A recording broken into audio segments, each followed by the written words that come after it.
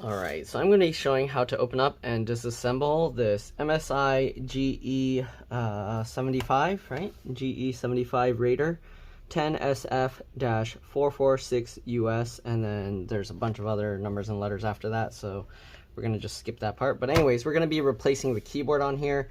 This model is a real pain in the butt to replace the keyboard on, so just letting you know. Make sure to watch this video before you go and buy the keyboard.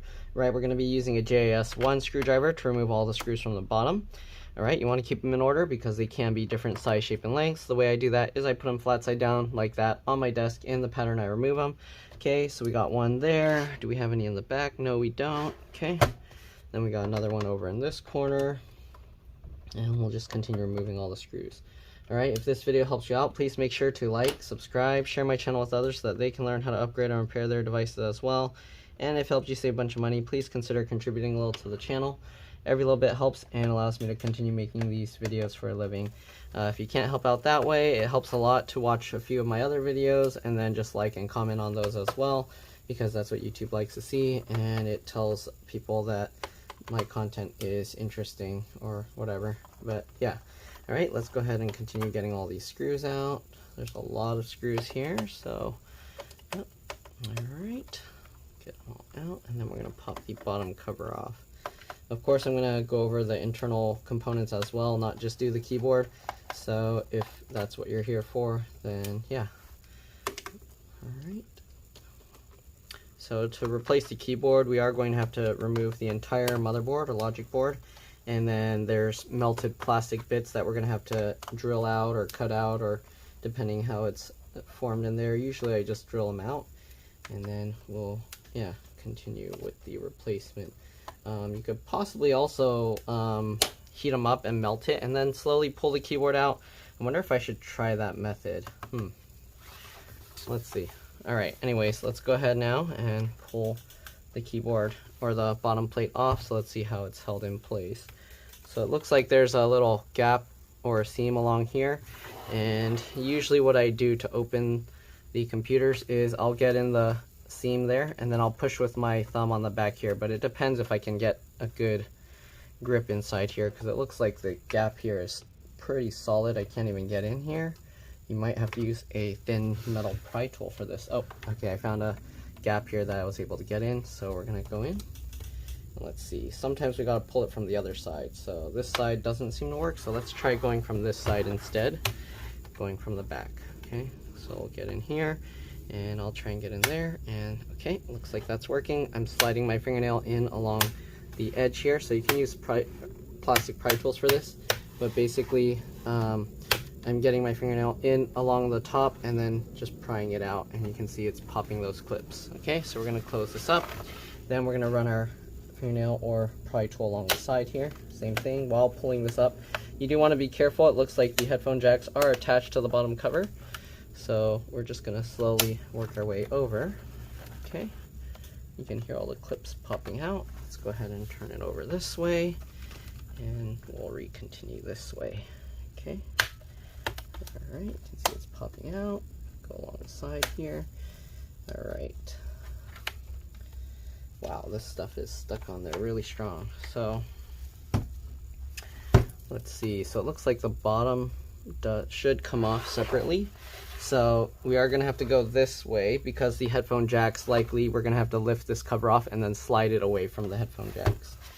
Alright, one thing is the back. Oh, did I? Oh, how did I miss those? The back has actually two screws here.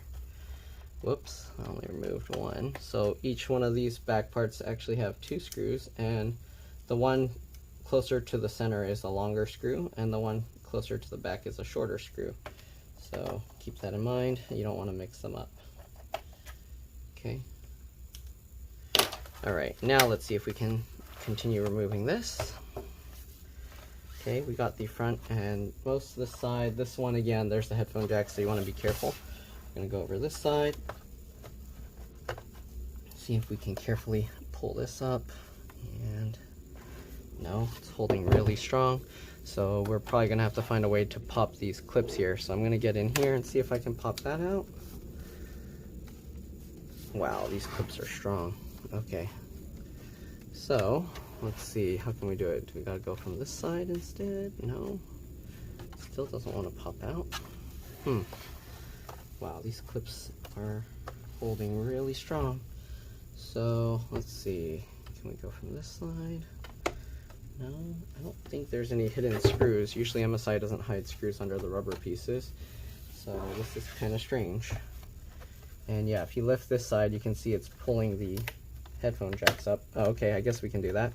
So I pulled the plastic outwards more so that it can separate from the headphone jacks there, and maybe now we can remove this by lifting it up. So we got the sides up. Let's see, can we lift this? No, there's no hidden screw here. Sometimes lifting it and then pushing the cover towards the back helps, but in this case, I don't know, it doesn't seem to be coming out. So I guess we're gonna hold onto the screen and stuff here and then just pull up a bit harder. There we go. Okay, now that we got it started, we should be able to kind of wiggle and pull it up. And there we go. Okay, there are bits of plastic that are kind of coming out, so most likely not all the clips are going to remain intact. But there we go. There's the inside. All right, it looks actually pretty clean. The customer took really good care of it. Their keyboard's having issues. They had, I think because they had a silicone keyboard cover on top, I think they said they had the company even replace it one time and then it just went bad again. But anyways, I'm going to get a thumbnail here. There are some like fur, cat hairs and stuff, and then some very fine dust, but it doesn't look too bad in here. Okay, so we're gonna have to get this whole thing apart to get the keyboard out. Again, the keyboard is held in place with some plastic melted mounts, I believe. All right, so first thing after opening this, we're gonna disconnect the battery. Looks like there's one screw here holding that in place, so we'll remove that. And then most likely we gotta twist it up this way, just like that. Yep, and there you go. So here's the battery. If you need, there's the model number here, BTY-M6H. All right, this battery is pretty small. Usually most gaming laptops, the batteries are small because it's mainly depending on the power from an outlet to work properly. Usually it can't run off the graphics card with a cheap or with just a battery. So all right, so we're gonna have to peel this up. This is the DC jack charge port connector, so we're gonna peel that. It's held in with some adhesive, I think, to the fan, it seems. So we're gonna slowly, carefully peel that up, and you want to be careful not to just pull up and then bend the metal piece. I'm kind of slowly working my way over. All right, so now we got this. Let me actually zoom in. Okay, and the best way to remove these is you kind of have to rock the connector from side to side. So basically you're pulling up this side, then this side, and you just keep alternating left, right, left, right. If you can get in the wings, that's good, but if you can't, you might have to just grab the cable. And if you do, grab as close as you can. Don't try and grab from here and do it. You want to grab as close as you can, and then you just wiggle as you pull, and there we go. All right, so we're not going to take out the charge port most likely, because to do that we'd have to take out the hinges here. But it doesn't look too difficult. To remove this, what you want to do is open the laptop about 90 degrees, hang the keyboard rest the keyboard on your desk, keyboard side down, and the screen over the edge of your desk. Then once you do that, you can take the screws out, and then you can pull the screen up slightly to remove it. But also they have the LCD, LVDS cables and everything under here, so that's probably not going to be easy. Oh, that's another thing I didn't think about. I'm probably going to have to remove the heatsink in order to replace the keyboard on this model, which is, I hate that design. That's very stupid. But it looks like that's what's going to have to happen, because the LCD LVDS cable is under here, and I don't think I can just disconnect it and then go from there, but let's try. All right, anyways, we got the battery disconnected. One thing you want to do after doing that is pressing and holding the power button for at least 15 seconds to drain any residual power. All right, this makes it a lot safer to work on. So I'm just going to continue holding on to this for a few seconds. Okay, and I think it's already been more than 15 seconds, but we'll hold it a little bit longer just to be safe. Okay, there we go. Yeah, I think we're gonna have to take the heatsink out, which I wasn't expecting to have to do, and I didn't really take that into account when I quoted the customer. So that sucks, but it looks like that's what we're gonna have to do. All right, anyways, there's the 2 sticks of RAM here. You can pop the tabs to the side here. It pops up, then you can pull it out. This is 8 gig PC4 3200 AA, so you should be okay with any PC4 3200 AA sticks of RAM. If you want, you can get 2 16 gig sticks. If they have 32 gigs, you can even get that. All right, there's an M.2 PCIe NVMe SSD, 1 screw. Then you can pop it up like the RAM and then just pull it out. All right, you got a 2.5-inch SATA hard drive here. You can upgrade this to an SSD as well if you want, a 2.5-inch SATA SSD. You got the CMOS BIOS RTC real-time clock battery here. It is connected under there, so if you need to remove it, you do have to kind of get in there. We are going to be disconnecting most of the stuff, but the CMOS battery I'm going to leave attached because it is part of the motherboard, so I don't really need to, or it's not part of the motherboard, but it's on the motherboard, so I don't need to remove it. Anyways, I'm getting a call. Give me a second. I'll be back. All right, so I'm back. Anyways, let's go ahead and continue removing stuff. We're probably going to remove the speakers first because it looks like that's probably easiest and it's covering a bunch of stuff. So I just go at the wings here of the connector and just keep wiggling it as I slowly pull and just slowly wiggle this. This connector does seem a little bit flimsy. It might actually break, actually. Hopefully not. Okay, there we go. So instead of like pulling, what I did was I was more pushing it side to side and then the help, because the wings here seem really weak. Okay, so now that we got the connector disconnected, we can go ahead and pull this up, and then this one as well, we'll pull this up. Okay, and there's the speakers. We can set that aside. Okay, next thing we got, and there's no particular order that you need to do the stuff that I'm doing, so keep that in mind. You don't have to do it in a specific order for the most part. The main one is disconnecting the battery and then holding the power button. But other components, if you can remove it without removing it, then without removing other stuff, then go for it. But yeah, anyways, let's go ahead now and disconnect the fan here. So the fan actually has some numbers on it. I don't know why there's a 1 there. Oh, I guess the 1 is pointing to this screw. So they actually numbered it. So to remove the whole fan assembly, you do have to get all these screws out. So there's a 3 there. So where's the 2? 1, 4, okay. So 2 is all the way over here. These screws are super spread out. So 1, 2, 3 is down here. Again, keep all the screws in order because they can be different size, shape, and length. 4 is over here.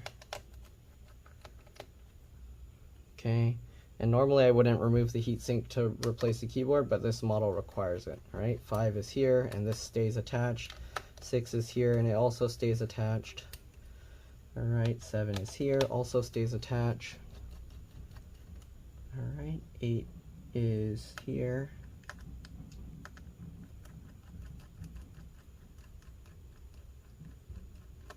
Okay, and that actually comes out, so make sure you don't lose it.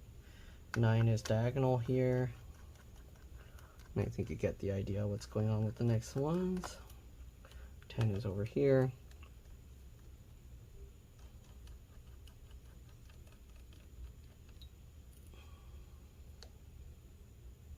And 11 is down here.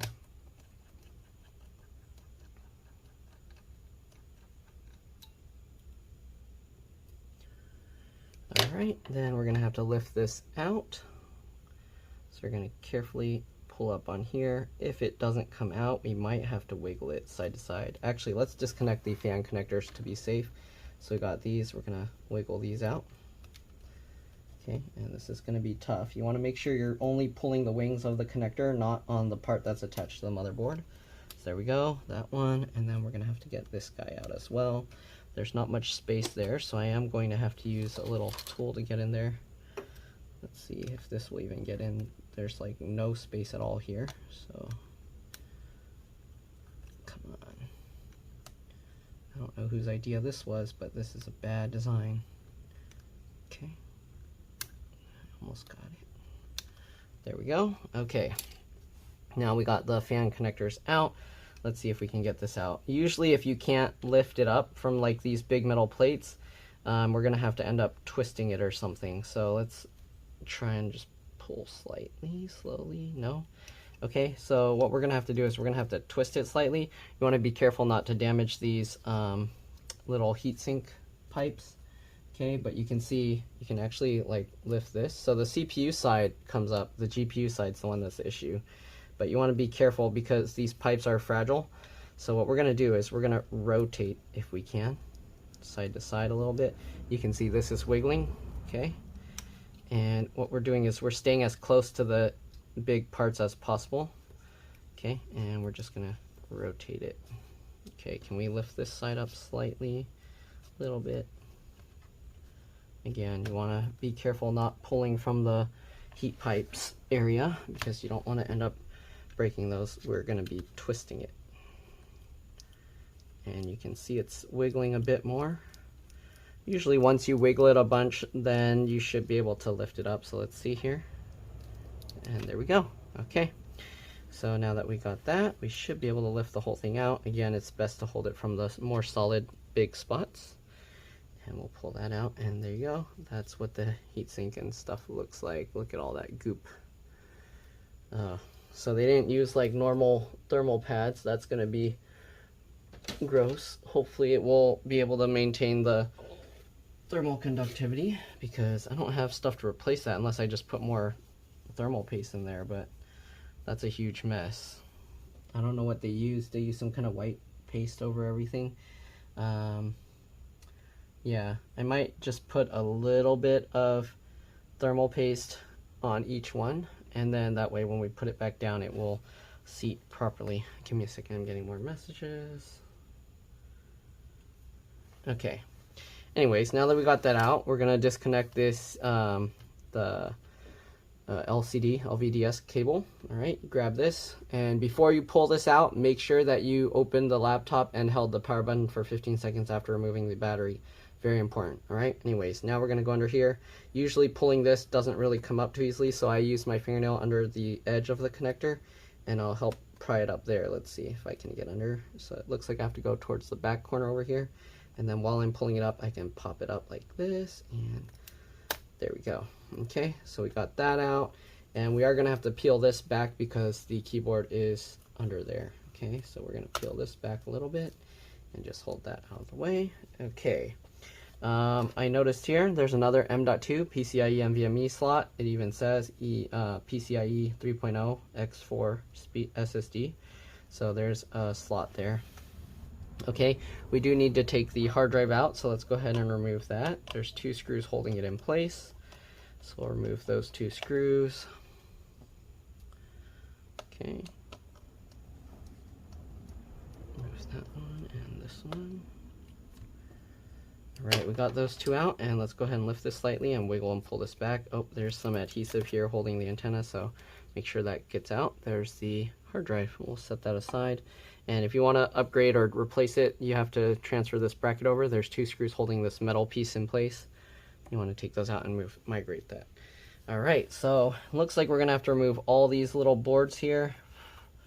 Okay, there's this little cable here, which I think is for the power button and other buttons over there. And it doesn't seem there's an easy way to get that out, and this metal plate for the keyboard is blocking it. So yeah, we're gonna have to take that out. What else? We have all these cables down here, the touchpad and touchpad or trackpad buttons. So you flip those two latches up, and then we can go ahead and pull these out. If you can't really tell what I'm doing here, or you need a more close-up, I do have other videos where I do this on all these other models. So keep that in mind if you need to see that. I do have videos showing that. It looks like on the bottom cover there's actually a little hole that pushes through. There's a little button here. This is like a battery reset button here. I don't know if you can see that. That little silver, where is that? Here, the silver button there. Okay, so there's that button there. It's like a battery drain. If your computer for some reason just isn't powering up, you can try pushing that and see if that resets it to where you can turn it on. Right, we're going to start removing all these other components. There's one screw holding this big board here, so we're going to remove that, and then we should be able to lift it up. Yep. And I'm going to try and carefully peel this up. Actually, to be safe, what I'm going to do, I'm going to use this thin tool here, and then I'm gonna actually drip a little isopropyl rubbing alcohol there to try and get that underneath the connector and peel that away, because I don't want to use too much force trying to tear this connector off. But we'll see if that actually gets it out or not. It looks like we're gonna have to continuously kind of cut into that adhesive under there, but it is moving further over. So okay, as you can see, you can kind of see the indentation as the tool travels. We're probably going to need more isopropyl alcohol here.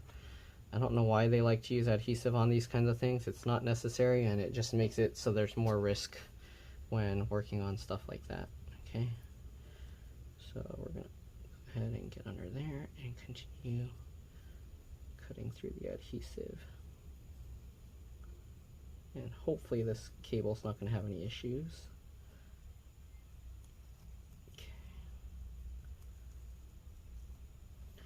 Okay, so it helps to use a very thin tool like this. You can even probably use like a string or something to kind of guide it underneath and then like cut at the adhesive, and using the isopropyl alcohol will help with that. Alright, so there we go.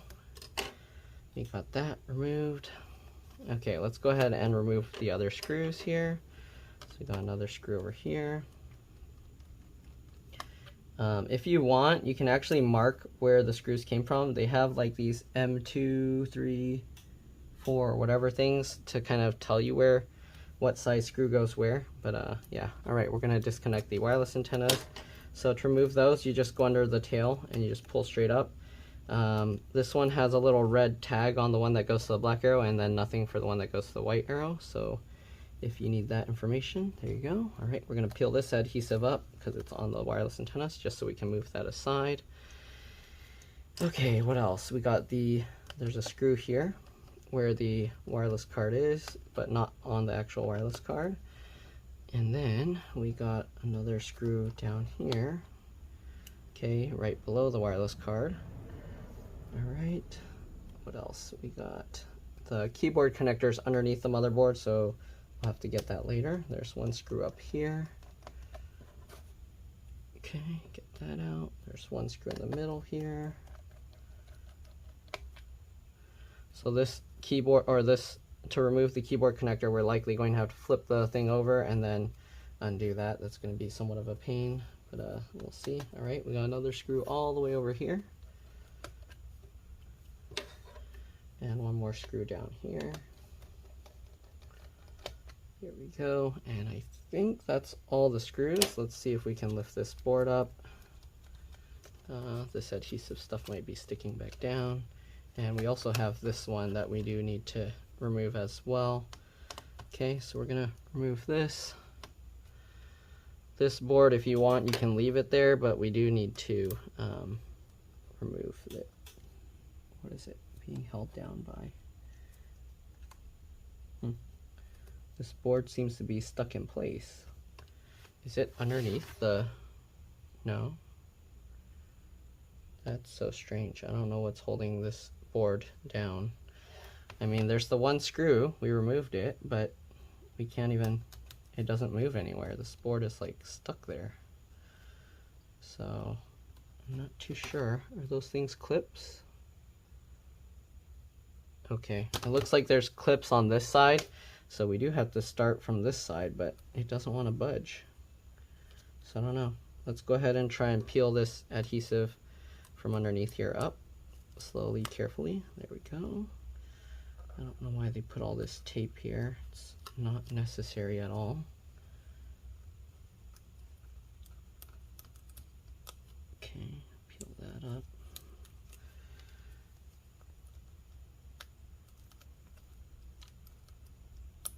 Alright, peel that up.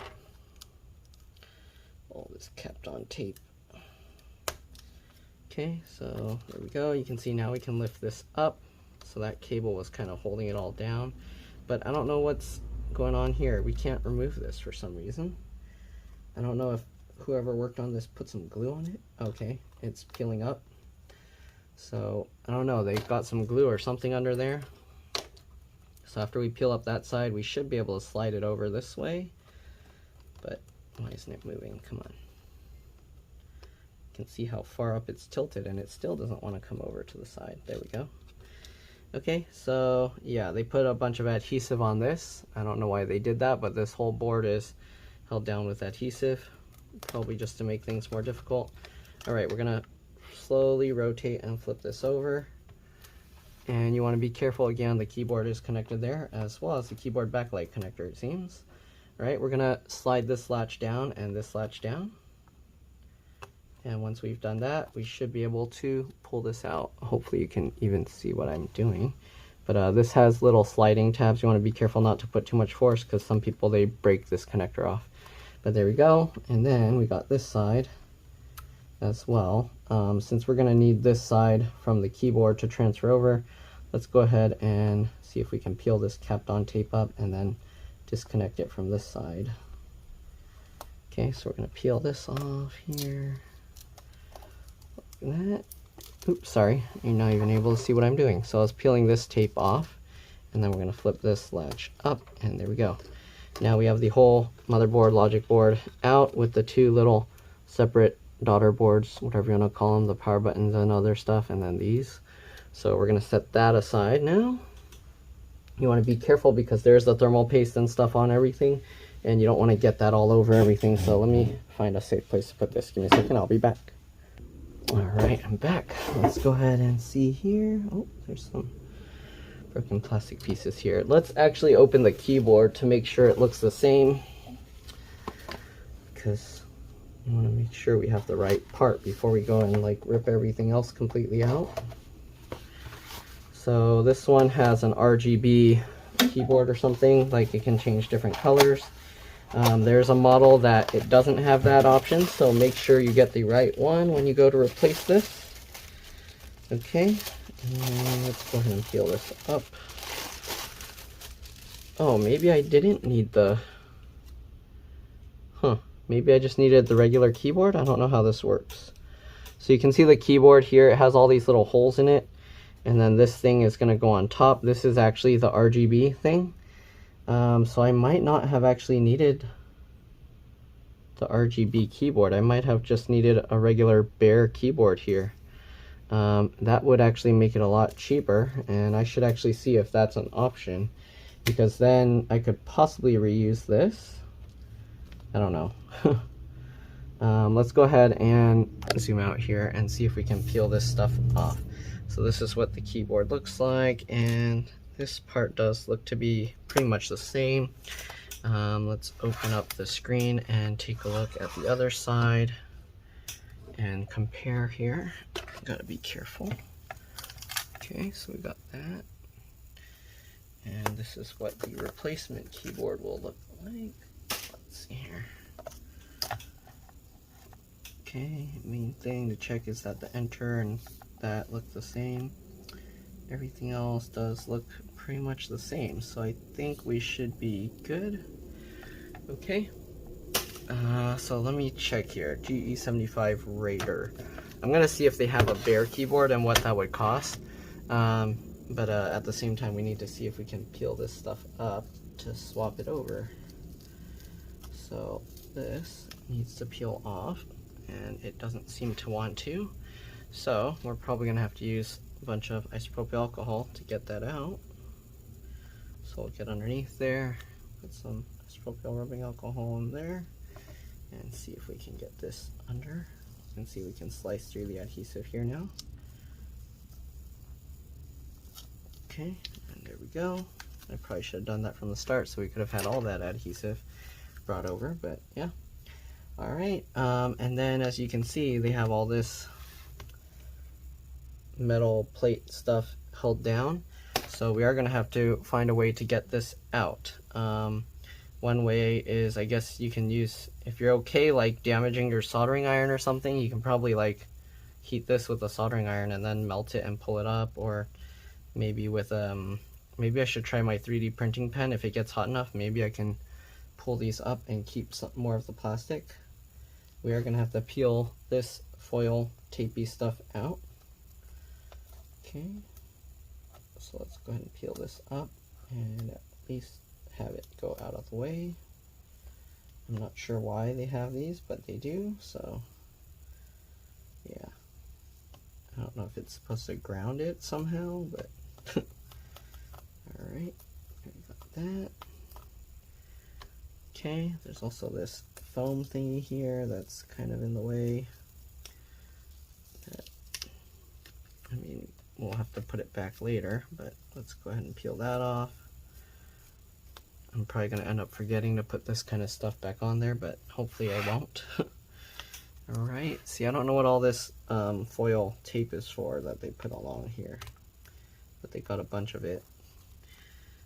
Also, maybe let's see if we can peel up this black plastic layer. We might have to actually peel this off and then remove melted plastic from underneath, and yeah, it looks like it. Okay, so let's go ahead and peel this off. Wow, this is gonna be a huge pain. I think this is gonna be a huge pain to replace. Got all this tape here. I wasn't looking forward to this repair because of how much work it is. But yeah, we're probably gonna have to like drill or pry or something to get out these plastic pieces. Sometimes you can actually, it looks like these I might actually even be able to just pick them off with my fingernails, so I don't know. Maybe I'll use a small flathead screwdriver and see if I can peel them up that way. Let's go ahead and peel off this layer.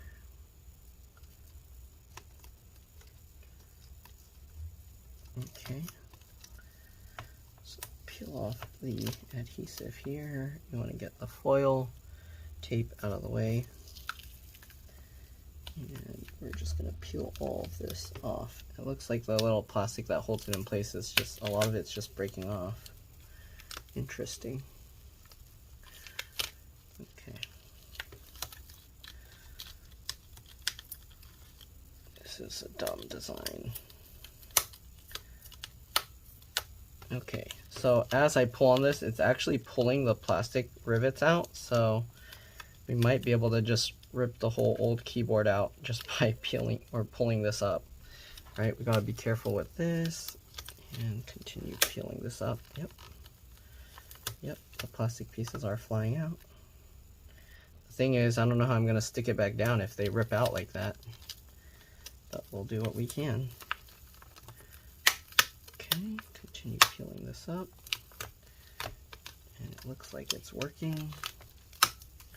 Gotta be careful because I don't want to damage the screen pulling this out since the screen's still attached. Okay, you can see the plastic all just flying, ripping out. So this adhesive strip, trying to remove it, is actually just removing the screws. So maybe I should just pull the thing and leave this adhesive alone. But then I will have to bolt that back down. So, alright, so let's get this all out. Yeah, I am going to have to separate the adhesive layer eventually because I'm going to have to melt the plastic back on top. Or I can just melt this in and melt the other ones underneath, because this metal part is not as required for holding the keyboard in place. So let's go ahead and continue ripping this metal plate out. Okay. Now we have a bunch of broken plastic bits everywhere. Here you can see all the plastic bits that got ripped out. Some are still stuck on there. We're gonna have to bend this thing back flat. And here you can see how the keyboard is held in place there. So actually, I don't think I can separate the RGB from the keyboard on this. So we probably do need the RGB version. Okay, so we're gonna get this all out, and here's the old keyboard. It came out pretty nicely. I don't know how we're gonna just put a new one because it has all those missing broken plastic bits. So yeah, if you look at this, there's all these raised plastic mounts. I'm gonna have to go shake this out outside so there's no loose broken plastic bits in between the keyboard. I don't want that to end up damaging anything. So let me go remove, clean this up, and I'm probably gonna see about if I can separate this to get all these plastic bits off. So I'm gonna peel this completely off, and then we'll see about putting the new keyboard. All right, I'll see you guys in a bit. Also, yeah, I don't know how you would separate the keyboard from the RGB thing, but I mean, in theory, it's probably possible. Yeah, I don't know about that. No, that would be way too much work. So this is the old keyboard, and just to be safe, I'm just gonna put a mark on it so I don't accidentally grab the old one and try and install it in the computer. But since the other one doesn't have the RGB lighting, I think that would be impossible. All right, let me clean up the broken plastic bits and I'll be back. I'll see you guys in a bit. All right, so I got the adhesive completely off. I'm gonna have to go stick this somewhere because it's just gonna curl back up on itself. So actually, let me stick it on right here. Okay, all right, here's the metal plate. All the little plastic bits came out, and then I tried to bend it more flat. It's not 100% perfect, but basically try and get it as flat as you can. It's a little tough because there's these metal posts sticking out that the motherboard and everything goes into. Okay, but there's that piece. Okay, here's the remaining part of the keyboard palm rest assembly area. Okay, so there we go. We're gonna push that down, and now we got to get the keyboard in here, and then we have to have a way to get the keyboard to stay in place. In this case, I'm probably going to have to use JB Weld or something and let it set overnight because most of the plastic, a lot of it kind of came out. So let's go ahead and see what we can do here. Basically, we'll get this keyboard into place. Okay, just like that. And then I'm probably gonna have to use some cut up pieces of plastic. Usually what I do is I use, what do you call? Usually what I use is a, like cut up keyboard or something, not keyboard, cut up credit card. And then I have it between the keys and the palm rest assembly to kind of hold it up. So I'll kind of show you guys how I do that, but let's go ahead and see here. So we got this. Okay, so we're gonna carefully open this up. You kind of want to try and pull from the sides here. Hold the screen down somehow. I use my stomach, but there you go. And then because you want this keyboard to be pressed as close as you can to here, you want something to pull these keys up into place so that it doesn't sink in. Otherwise, when you go to glue the keyboard and it sets, it's gonna be kind of a mess. So we don't want that. So I'm gonna have to see how I can have this set here. And using JB Weld will probably work well because once I have everything set, right now we have this, then I can put the metal plate on top, and then that metal plate on top will, yeah, will work better. So we'll see. All right, let me go get some piece of credit card and I'll be back. All right, so I got all these little cut up bits here. Let me open this more. All right, so I don't know, I'm probably gonna need more, but we'll find out. All right, anyways, what we're going to have to do, we're gonna have to open this up, and then we're gonna have to hold the keyboard into place. So, oops, I should not have put those on the screen. Get this off. Okay, so what we're gonna have to do is we're gonna have to hold the keyboard up into place, and then while we're holding it up, we're gonna have to get the little cut up bits of credit card under in between the keys. So we'll get under here. Let's see if this will fit.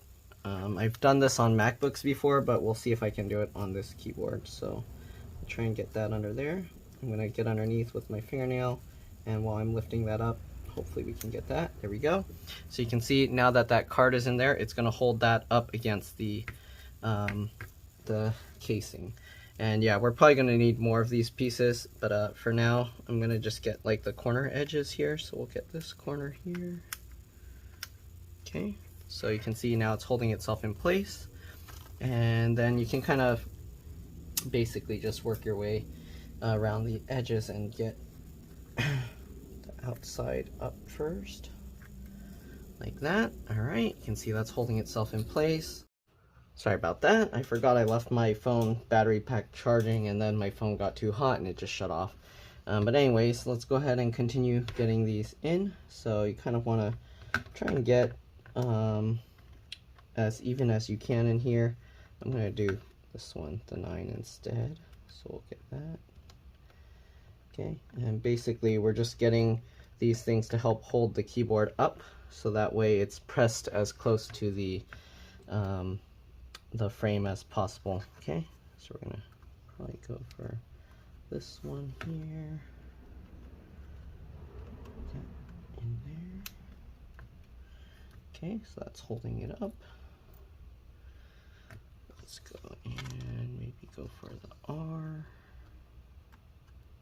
or the T. The T might be okay, but let's go for the R, and then we can go one more in the center. Okay, so you can see it's all holding up. Let's go maybe for like the H here, the J.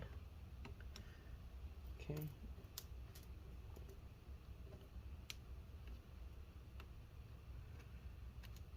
Alright, and then these plastic tabs should hold the keyboard up all the way to the frame.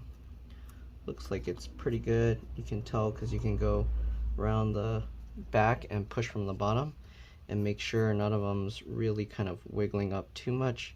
I might need one at the A or the S, and then we'll have to figure out some more after that, but let's try at the A here, and maybe going over to the S. Okay, I might have to go through both. So through the A and the S, and then that should work. And then probably one across where the keyboard or the space bar is.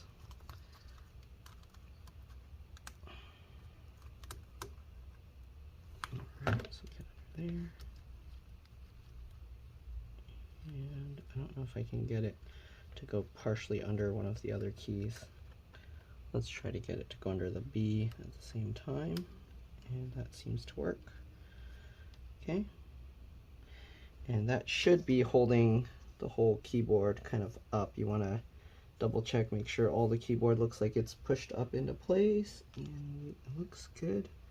Maybe I'll get one more at the question mark area, but it seems to be holding already really well, so we don't really need that, but we'll just put one anyways. Okay, get right there. Alright, so there we go. So now we have the whole keyboard kind of holding itself up into place. Now what we got to do, we got to close this up, and we got to get some JB Weld or something to hold that all onto these broken plastic bits here. So we're going to have to mix up probably a lot of JB Weld to do this. And then let's see, we also have, of course, this piece. So we're going to have to make sure that this fits on properly. And I think they have it to where you can't put it upside down. Yeah. So they made the holes in it so you can know exactly where it needs to go. You can just line this whole thing up here. And then we're going to have to sit this on top as well. So might be a little tricky, but we'll see. Okay. So it looks like this one is going to be a little tough. It doesn't want to sit completely flat there. So we'll have to figure out what to do. Maybe when we pull off the paper thing here, it will be okay, but it looks like it's going to be tough. So I feel like I should actually put this piece on and then do the JB Weld, because we want to have it hold the entire piece. So we're going to peel this off and we're going to line this up. Here you can see all the LEDs there. Okay, and we want to get this on top as well. So get that all lined up, get that into place. Okay, wiggle it around, make sure that everything is sitting completely down flat, and it feels like we got it all in for the most part. We might have to wiggle this one around a little bit. There we go. Okay, and it feels like it's all in flush now, so we should be good. Okay, got all of that into place. So next thing we're going to do is we're going to use the JB Weld to just hold this whole thing in place. So right now this is just sticking onto the keyboard itself. We're going to have to use a whole bunch of JB Weld to fill in these little dots, okay? And those dots will basically hold the whole keyboard in place. Alright, kind of annoying, but that's how they designed it. All right, give me a second, I'm getting a call. I'll be back. All right, so let's go ahead now and get this piece in. So get that lined up. And I didn't put the JB weld yet. I just want to make sure all of this can line up properly, especially with all the broken plastic pieces that we broke off. You can see it kind of like pops into place a little bit. Okay, so I'm gonna have to see about how I'm gonna get all of this lined up, because this is gonna have to sit like that for a while. So once I get the JB weld in, I can kind of just put this on and let it sit, and then it should kind of settle itself. We don't really need JB weld on through this side, but I guess if I put JB weld in all the little holes and then I push this down, it's probably going to squeeze through the holes, and then when I put the adhesive on top, that will probably make it set up really well. Okay, so let's go ahead and mix up a bunch of JB weld. This is going to need quite a bit because we're going to have to fill all these little holes, and then yeah, we should be good. So we got this here. We're going to mix up a bunch of JB weld, and then we're going to put this thing back together and see how it goes. Hopefully it's going to hold up. Okay, all right. It's tough to estimate how much we'll need, so we'll just make a whole bunch. The good thing with JB weld is it takes quite a while for it to set, so we have some time to work with it, if anything. Okay, all right, gonna scrape some out of here. The lid, I don't know why though, this one, it keeps flowing all into the lid, so that's probably nowhere near close enough. So we're probably gonna need like this much or something, probably more. Well, we'll see. We'll start with that, and then we're just gonna start going around, and we can even skip a few dots as we go. Okay, and then if we need more, we can put more later. For now, that's what we're gonna start with. Okay, and then we'll go with this.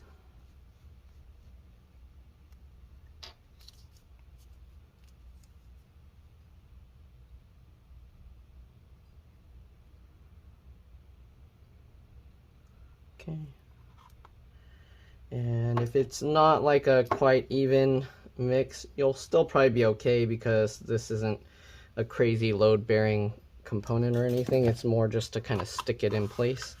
Unless you're like really jabbing your keyboard down, it shouldn't be an issue here, like just typing on it. Okay, so anyways, let's mix this all together. Hopefully this is plenty.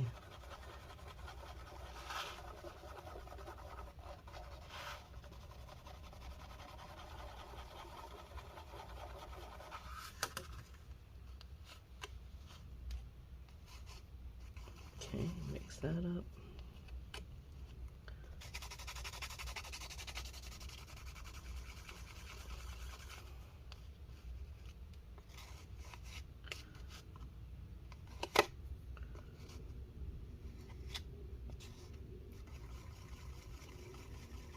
Alright, let's try that all together. Perfect. Alright, I like to use the plastic because I can look at the bottom and see if I mixed all the areas, and it looks pretty good. Okay, so the color looks to be about the right shade of gray, so we should be good. It's not crazy light or crazy dark. Looks to be about right. Okay, now the tricky part is we got to get the JB weld into all these little dimples, these holes. All right, I'm gonna try and get this cable out of the way a little bit. All right, get this out of the way a little bit. Okay, and now we're just gonna go in there, just grab a little bit on the thing, and then just dab it over each one. And we're just gonna do that for every little dot here. Okay.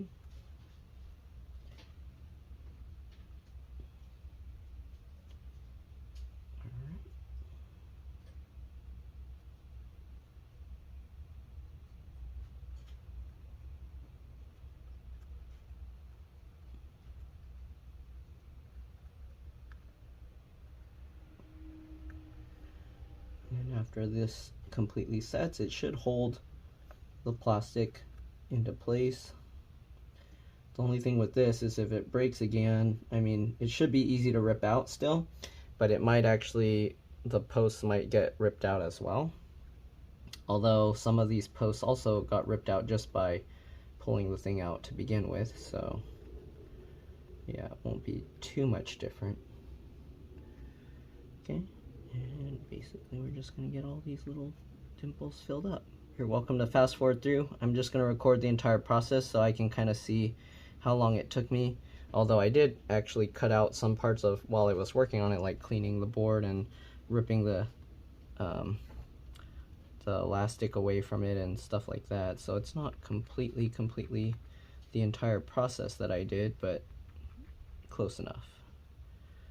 Alright, I'm a little worried with those ones that go deep down in the hole, because some of them the posts completely ripped out and it's kind of getting in there. Hopefully it doesn't get into where the keys are. The main goal is just to get it to stick down and not get pushed around. Okay.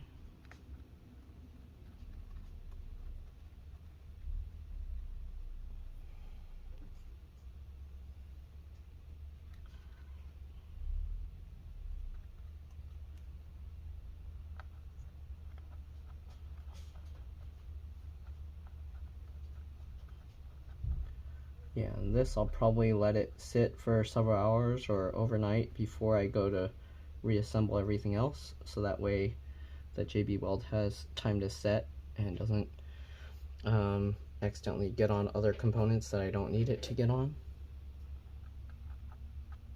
Okay.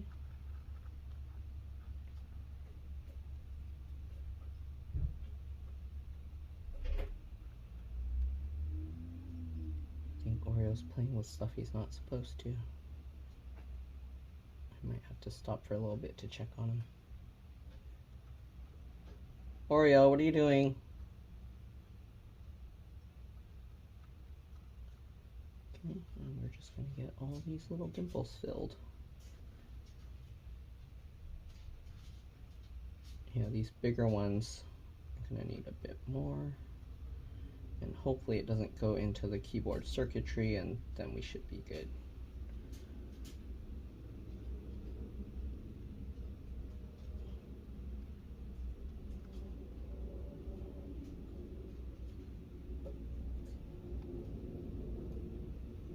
I need to check on Oreo. Sounds like he's doing stuff he shouldn't be doing.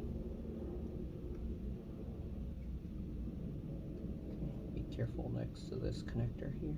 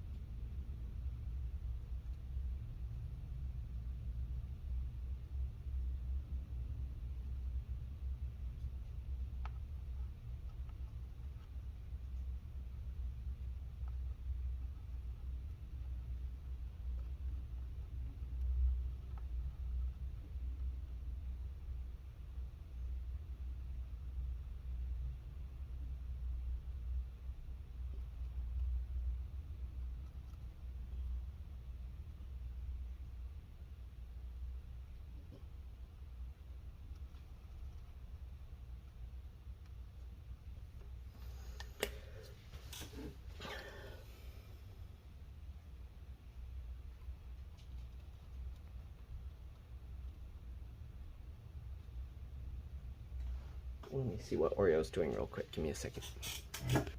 Alright, I'm back. Let's go ahead and continue. You can see how many of these little things you gotta fill. It's very annoying.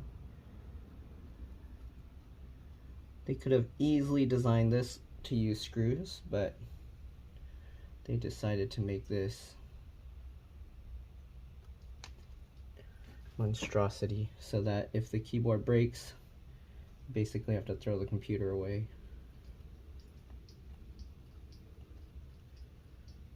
there was no like plan of it being repairable at all. So I'm not too sure where the keyboards come from, how they get those aftermarket, how they're making it.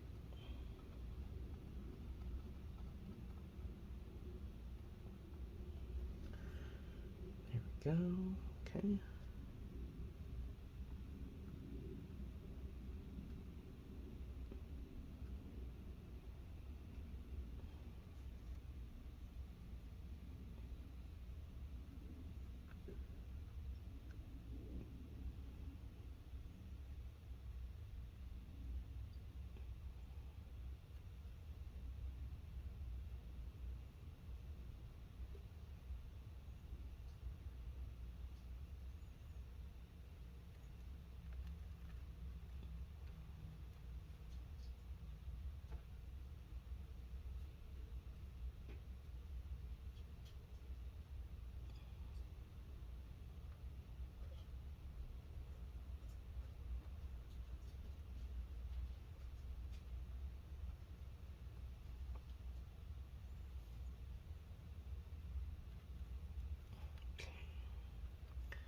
So again, this is a very long process. I don't really expect anyone to sit through the whole thing, but if you want, you can fast forward over if you didn't already. I get some people that say, why'd you record all of that? Why didn't you fast forward? Why didn't you cut it? And I'm always like, you know, you can just fast forward. But yeah, actually editing videos and stuff takes a lot of time, I'm gonna be honest, and that's the main reason why I don't do any of that. But actually also it helps me see how much time and work I put into computers, and it allows me to show my customers how much time and work I put into their computers, and it helps them understand like what needs to be done to get this kind of work, to do this kind of work. So yeah.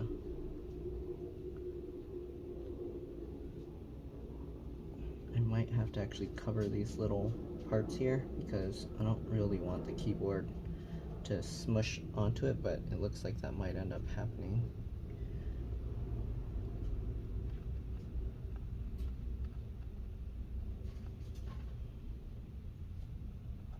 I think Oreo's breaking my stuff over there. Okay.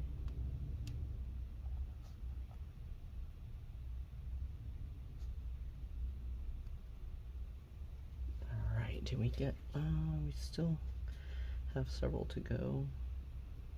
You can see like where I put the JB Weld and it's sinking in. I'm gonna have to add more.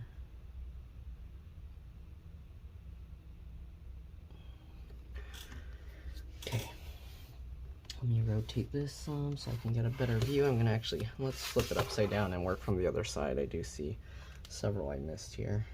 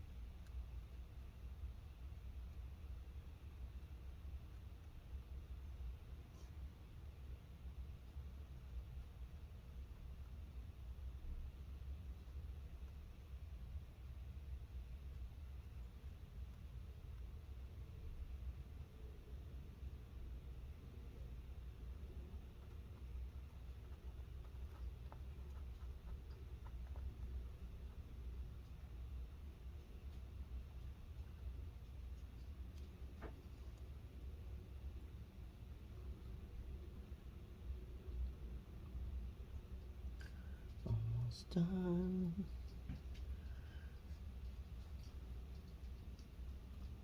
And we're gonna have to do the outer edge to get that metal frame on, and then put the adhesive thing on top,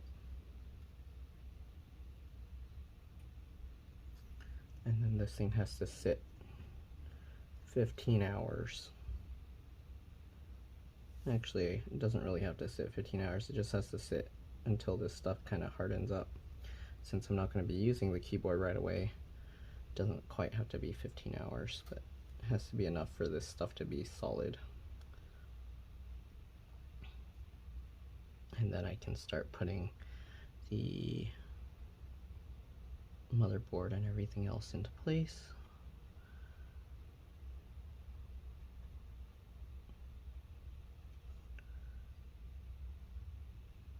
Okay, oh, this one over here. Sorry if I'm going out of view.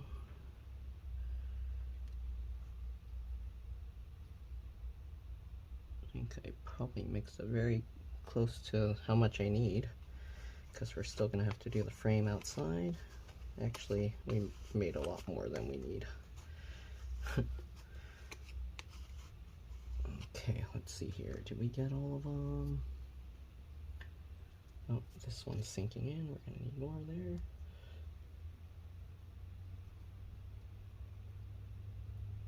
Okay, anything else? This one's kind of sinking in.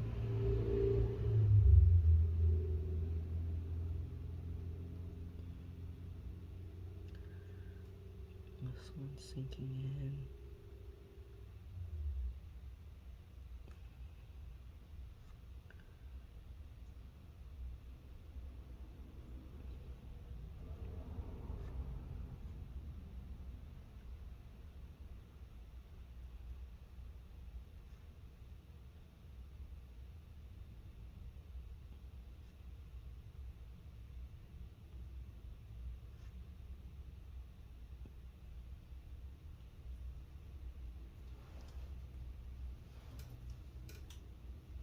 Almost there. Okay. Where else? I might have to put some kind of plastic thing over here. Actually, no, I don't, because that one thing will sit on top of it, so we should be okay. All right, let's go ahead now and get these little frame ones. The frame ones are going to be kind of a pain, but these ones we're just going to get a little dab there, so that way when we put that metal plate on top, it should push through.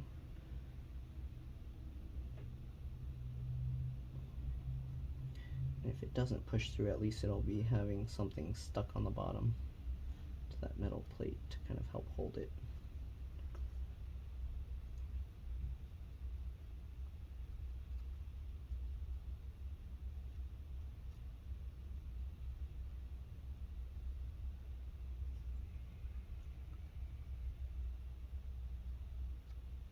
One thing to watch out for is you don't want this to have too much, because if it sticks out too far, you don't want any sharp points from the glue that can cause some problems. But most likely it should set somewhat, for the most part, flat. So you can actually see the wireless antennas out here very clearly, since we took all the stuff out. And you can see the copper thing. Those are the wireless antennas. Okay, I need to move these out of the way.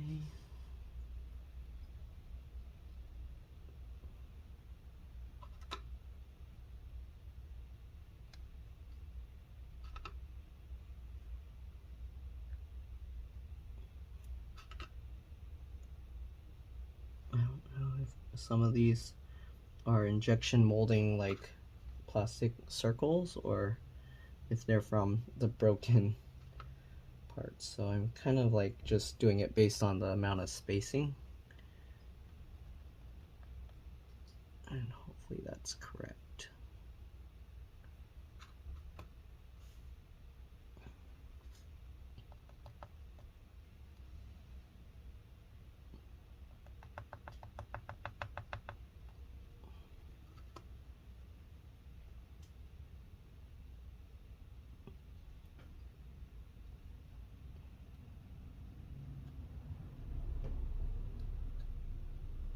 I think it should be good.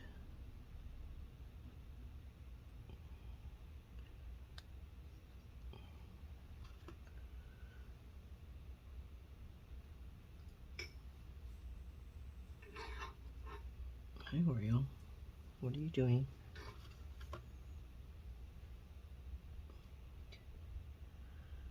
Yeah, I like JB Weld because it's, for the most part, doesn't really droop and drip around, and the set time is long enough that I have time to work with it. But it's not crazy long. I mean, 24 hours is kind of a long time. 15 to 24 hours is kind of a long time, but it allows me to get a lot of stuff done before it completely hardens.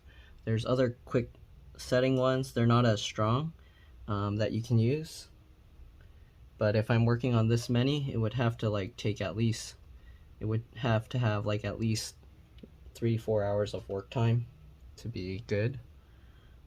If you have like a glue that it sets too quickly and you don't have enough time to work with it, then it's impossible to do all of these. You'd have to do like one at a time and make sure everything is set where it needs to be immediately.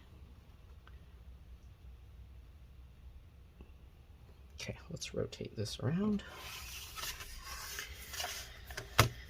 We're almost there. I know it's a long process, as I mentioned. You're welcome to fast forward again if you haven't already.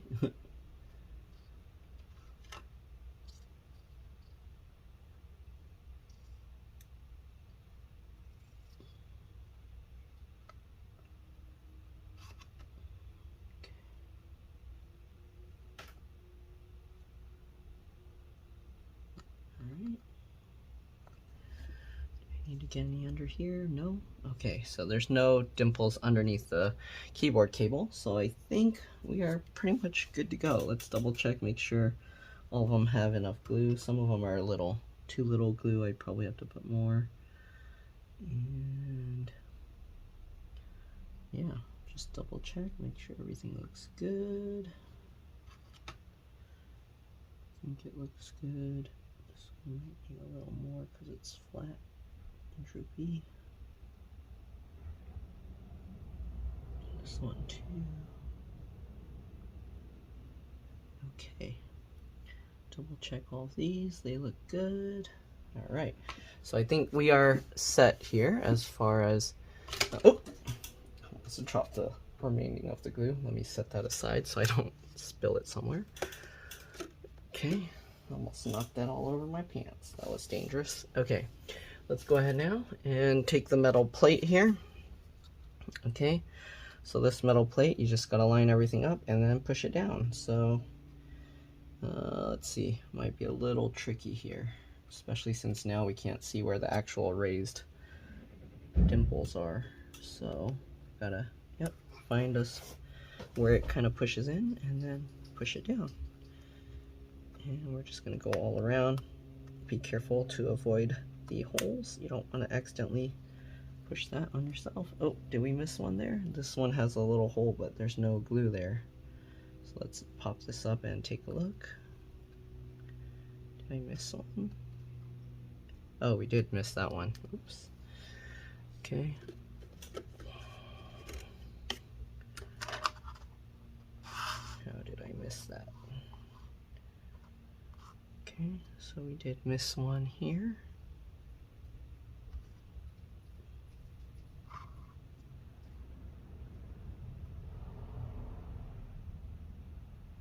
Okay, should be good. Let's go ahead now and push it back down again. One thing that might help if you want, you can get a screwdriver, like one of these that have the hole in the middle, and then wherever you see a hole you can kind of push around it, and just try not to get it on your actual screwdriver. But using that will basically make it so that you can put all the pressure around the hole to make sure it kind of pops into place. Okay. And we can actually just go all the way around the whole motherboard, or not the motherboard, the keyboard thing doing this. We can work our way up, going in rows, just like this.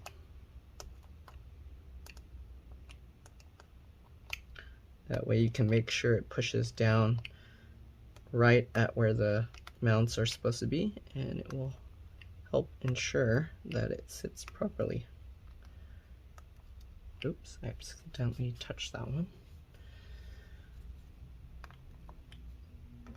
Yep, so just like that, going around, making sure you push it all through.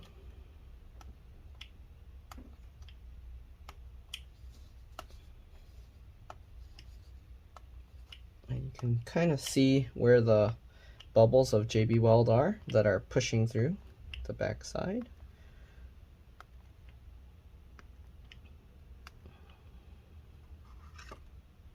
Oops, I'm getting JB Weld on everything. Get off of me. Okay, there we go. Put that aside. Alright. Just continue working our way all around. I think I have a customer here dropping something off. But yeah, hopefully you get the idea. Just push it all around.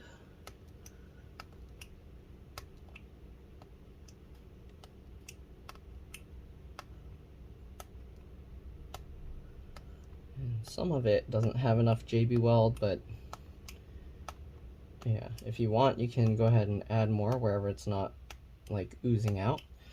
If you want to make sure that it's completely secured. But for the most part, it looks good. There's a few of the dimples where, if you notice, it's kind of like the thing pops back up and then it goes back. Oh, I have a customer here, so let me do that and I'll be back. All right. But yeah, wherever you don't see the JB Weld, if you want, you can add more in there. And yeah. So we'll just like try and fill those. Yeah, you get the idea. Give me a second, I need to respond to these customers. And alright, let's see here. Let me do this real quick. Since I've had the JB Weld a while, I don't want it to completely set.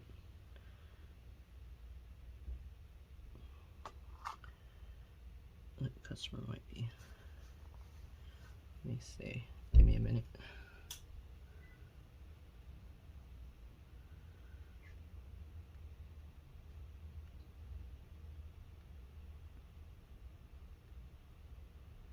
Okay. Let me make sure, because see, this one doesn't have anything there. So I might need to put some more. That way this metal plate will kind of stay secured. And yeah, after that you can always put something heavy on top while it sets.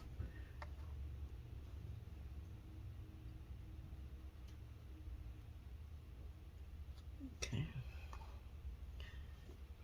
Yeah, a lot of these, they didn't have enough JB Weld popping out. So I'm going to put more.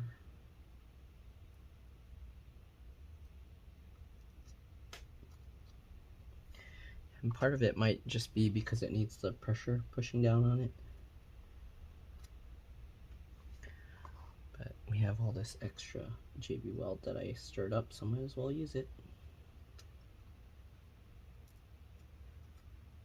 Okay. Alright.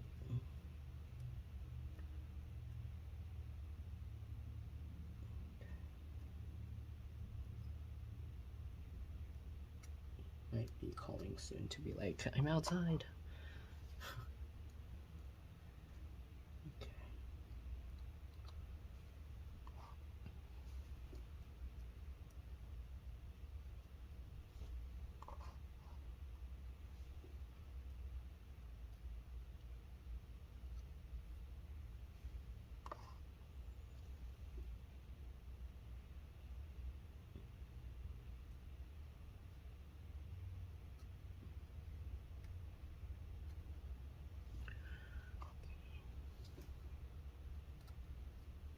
To be careful with this connector. I don't want to get the JB Weld in there.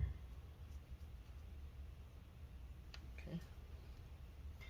And I think that's about it. We just got to get the adhesive thing back on top, make sure everything is lined up, and we should be good to go.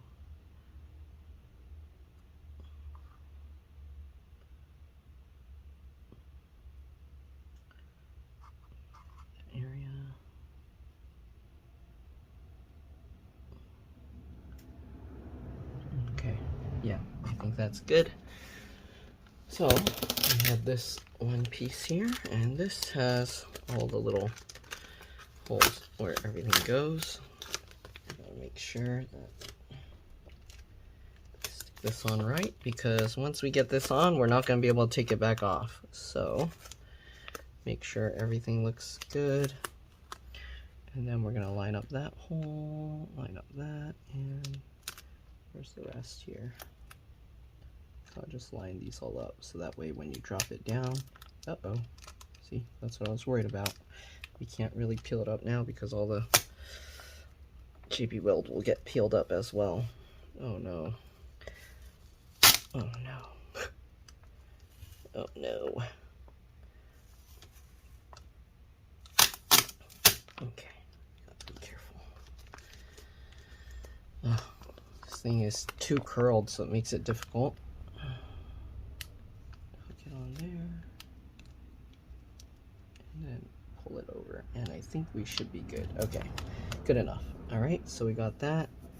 Then we can go ahead and work our way down, pushing all of this into place. But now we kind of lifted it up, so that sucks. But let's see. Push it all down. Okay, so now the JB weld is all enclosed, and you can go ahead and actually just push all over the thing if you want. And yeah, all right, so now this is pretty much done. This has these little screw mount foil things. Again, I don't know why they did that, but they did. So that's how they did it. So we're just going to put it back there, that, and like that. Okay, and I'm gonna just put some somewhat like heavy, nothing like crazy heavy, but we'll just put stuff on it to kind of hold it down, and then let it set overnight, and that should be good. Or not overnight, but you know, several hours. And yeah, okay, I'll see you guys when it's ready. Bye for now. All right, so in order to weigh down the keyboard, what I did was I just took a bunch of cups like this, spaced them all around, and I just put this laptop on top, and that weight should be enough to hold it. We're just gonna let it sit overnight. All right, that's it. See you guys when we go to put it back together. All right, so it's actually been about a couple hours later, and I felt the epoxy is already set well enough, so we're gonna go ahead and put this thing back together. So first thing, we're gonna have to fold this keyboard cable here, and I think this line actually just matches with the line of that, so let me rotate it this way so it's easier for me to see, and we're just gonna fold it over that way and stick it down. All right, so I'm gonna just line that up there. And they actually made this cable really long, so oops, I didn't line it up quite right, but it should be okay. Let's see. If you're gonna peel this back up, be very careful. Make sure it's not gonna get damaged. Okay, so we're gonna just fold this across.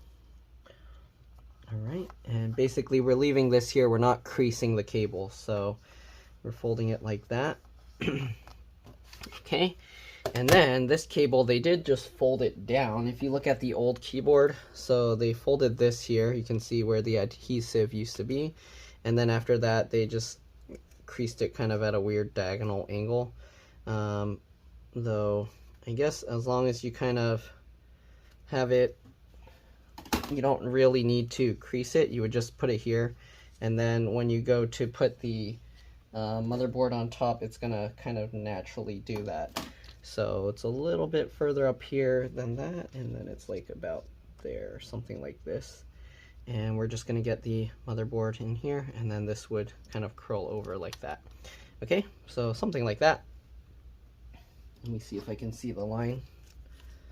It went from there to the second 0. Oh, this one's a little bit different design, the different numbers.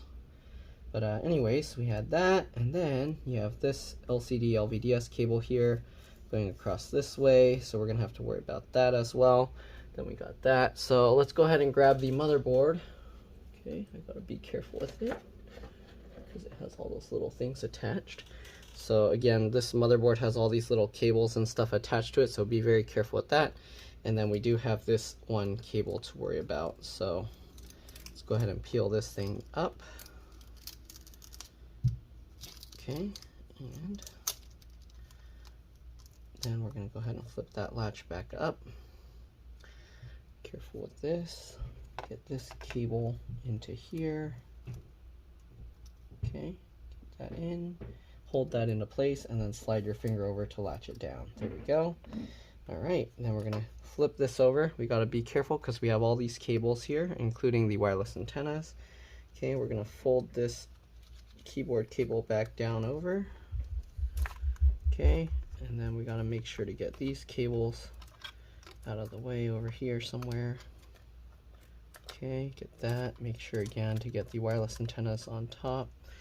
And then we're going to slowly lower this down, make sure that cable is also out of the way.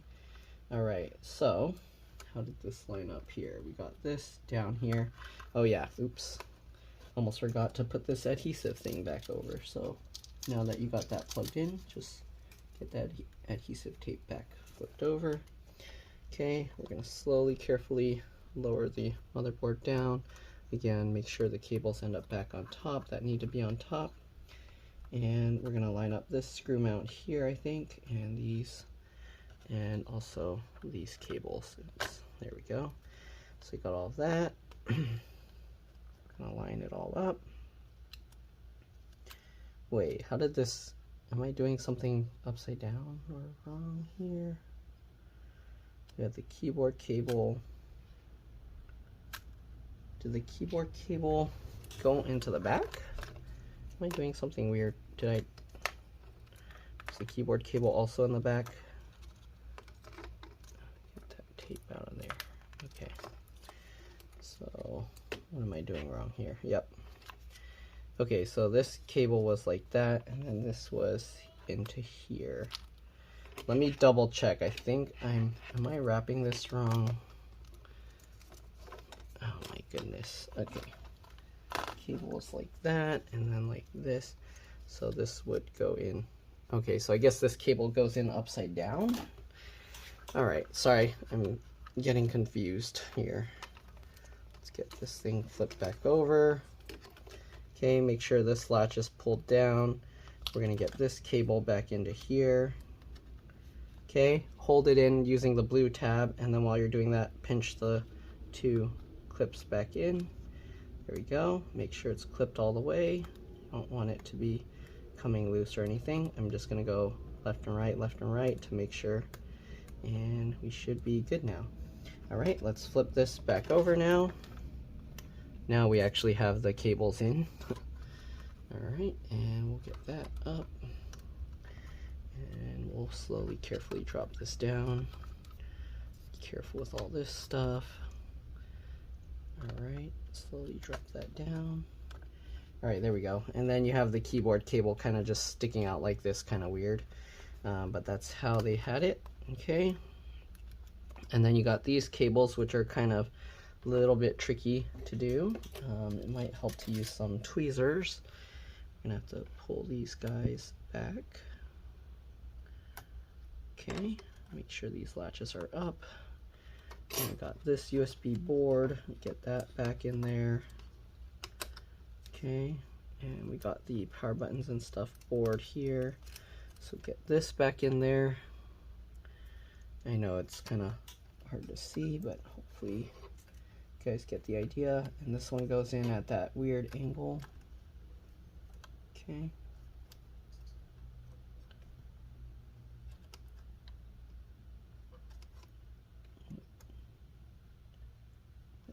Doing wrong here, so this one will end up like that, and then this will go there. Okay, so that you can line up this bottom piece first, it seems, and then you can kind of go in at an angle, and there we go, that worked. Okay, so let me show you guys this more close up because this is a little bit tricky to get in. So let me see if I can show it so you guys can understand a little. Okay, so we're gonna line up the bottom here with this clip here. Okay, so line that up. It's not really a clip, but alright, then we go in at an angle, up, make sure it's going in, pull that over to the side, and then lower that down, and there you go. Alright, and then you have all this adhesive stuff that we have to stick back down, so fold that over, and then go ahead and stick that all down. Okay, there we go. This adhesive seems like it crinkled on itself a little, so I might have to peel it up to fix it. There we go. Okay, so that's all good now. We have this cable, but this went over on top, so we're gonna have to wait. And this cable as well. I don't remember if this all went on top of the heatsink. I think they all did, except for this one. So this one needs to be plugged in over here. So let's go ahead and peel this up and then get it lined up right. Oops, sorry. Let me zoom out a little bit. Okay, so we got that. Then we'll get this cable lined up and click that down. Once you got that clicked down, you can go ahead and push all the adhesive down here. All right, just like that. Okay, what else do we got? We got these two small cables down here, and we're just gonna tilt that up and get that back in. And this thing is kind of popping up because of the cable here, and also depending how it's sitting on that metal thing that we put back in. But let's get these cables back in. Okay. There we go, get that. Slide your finger over to latch it down. Sorry, I know it's kind of zoomed out, but hopefully you guys can see what's going on. I think I'm gonna have to peel this up a little bit to get it to go. All right, we'll get this cable in. Let's actually peel this up more because it's not lining up quite right here after the changes. So there we go. Let's get this in. Okay, and then slide your finger over to latch it down. And let's get this all back into place.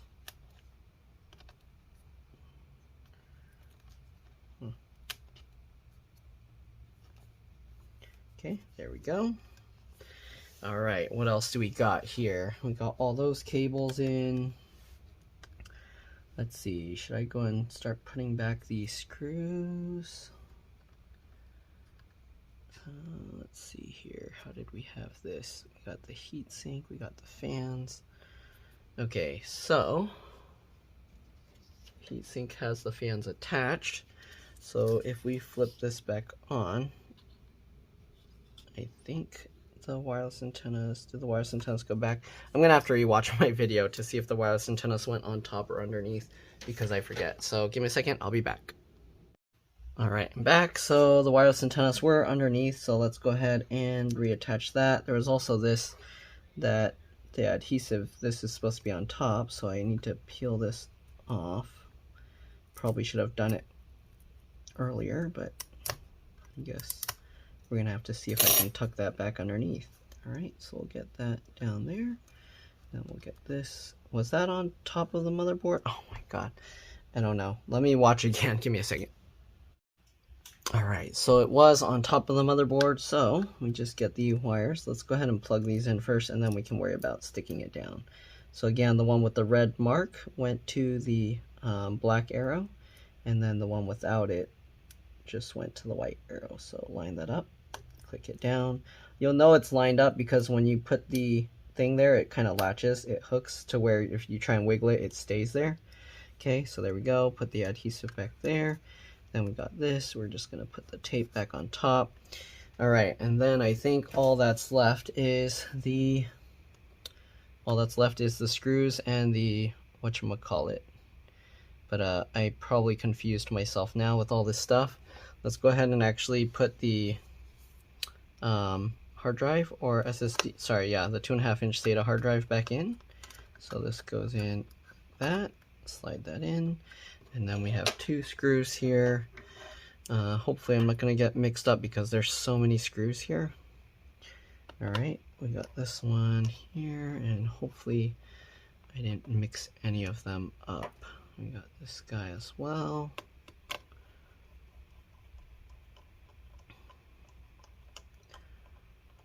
Okay, then we have this one random screw here, which I think came from up there. All right, and then we have all the other motherboard screws and stuff. Let's see, 1, 2, 3. 1, 2, 1, 2.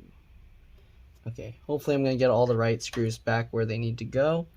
I don't remember which one of this. I think it was just the bottom one here. Okay.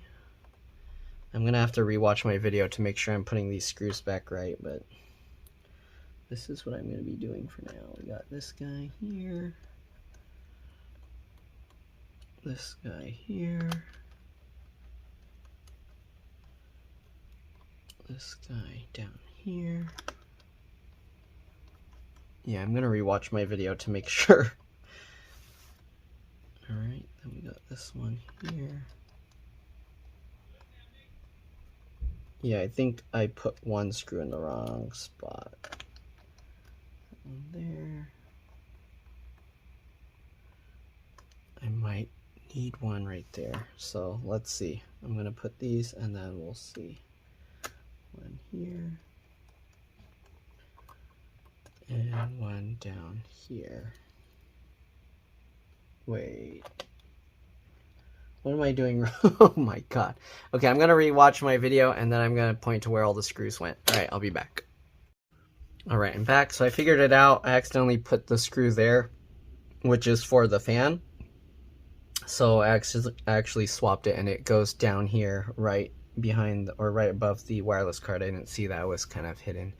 Alright, so all we got to do now is clean up the heatsink, or sorry, the CPU and GPU, and we apply some thermal paste there. So we're going to clean that off. Okay, and there's a lot of paste on here, but yeah. I don't know if somebody worked on this before and put this paste, because usually they don't use that on all of these as well, but it looks like they use the same paste on there. So, alright. But anyways, I'm going to put a tiny bit of the paste I use in the middle of all those components to kind of refill anything that might have been pushed to the side and came out. Okay, especially since we had to take the whole thing out and try and get all this extra gunk off. Okay, and usually this I'm gonna have to do over a trash can so I don't get all this stuff falling into the motherboard. So let me clean all of this off. I'll also clean off the stuff on the heatsink and then I'll be back. But actually, let me put the speakers in first because that shouldn't affect the rest of that. So let's go ahead and get the speakers in. So speakers just go in like this. Okay, drop it into place, drop that into place. Here we go. And we'll get this connector. If you're replacing the speakers, make sure you plug it in with the exposed metal pins facing up. All right, and then pinch that in. All right, and that looks good. Okay, so we got everything in here, and the only thing left is this and the power cable. I think we got everything else. Hopefully I didn't miss anything. Oh, let's get this piece of tape back on top of those and then stick that down. Okay, and I think that's it. All right, let me clean this up and the heatsink and I'll be back. All right, so here it is with the CPU and GPU kind of cleaned up. We're gonna just use some isopropyl alcohol and a paper towel now to clean the die now. Okay, so we're just gonna clean that. CPU and GPU dies, we want to make sure they're nice and clean. Okay, and it looks like the CPU must have burned really hot because it has some discoloration there that doesn't want to come off. Okay, so there we go. Got that all cleaned up. Next, we're going to go ahead and clean off the GPU, or not the GPU, sorry, the heatsink. So here you go. I scraped off most of the stuff. We're going to use the isopropyl rubbing alcohol now to clean off the rest. And you want to be careful with this. You don't want to push down hard because you don't want to end up bending the heat pipes, okay? And you can actually see the corrosion went through to the copper part as well. I'm going to use a little more isopropyl rubbing alcohol here and clean this up a bit more. And we're actually going to, I have IC diamond, that's what I like to use for thermal paste. It's a bit thicker, so you can actually also, or I use it also to fill these missing thermal pad things. But really, since it kind of oozed all over the place, you can actually just push the excess that oozed out into the center.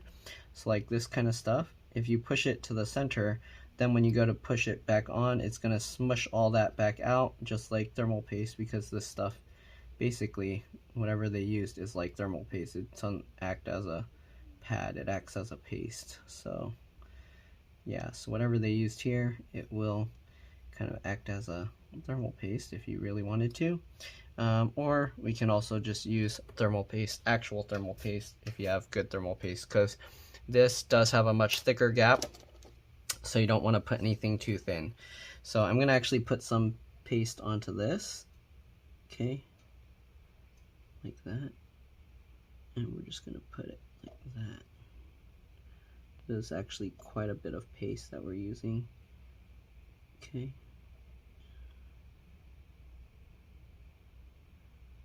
Right, but we gotta use what we gotta use to get the heat to transfer. Okay. Alright, stuff is like a gooey mess. Oh man. Alright, I'm just gonna add paste all through this thing. And I'm just putting it in the center because the weight of it will spread it out. Or not the weight, but the pressure. Okay, so that one already has a lot.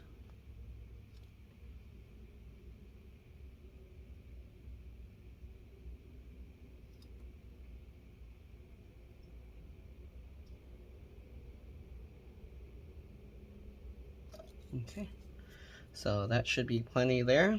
Next, we're going to go ahead and put it on the actual CPU and GPU. Okay. Alright, so that should be plenty for that. Oops, I got some gunk stuck to my finger. Okay, we're going to move this aside. And we're going to move over to the GPU and CPU.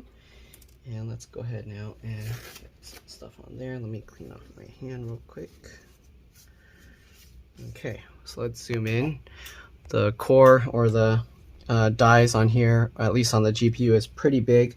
On the CPU, you'll just need like pretty much a grain of rice, but really thin. So that's actually more than enough. I put too much, but you can kind of thin it out and spread it over. Okay, just like this, and the pressure from screwing it down will be enough to spread this super thin, and it will coat the entire thing. Right, this one is much bigger, so we're gonna put like kind of a bigger line here. That. Okay, and that should be enough for this.